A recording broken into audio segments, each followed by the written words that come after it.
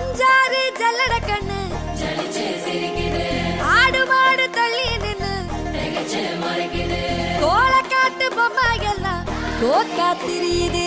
தொக்கா போட்ட அக்கா பார்த்து காக்கா மிரளுது. கும்பல் கூடும்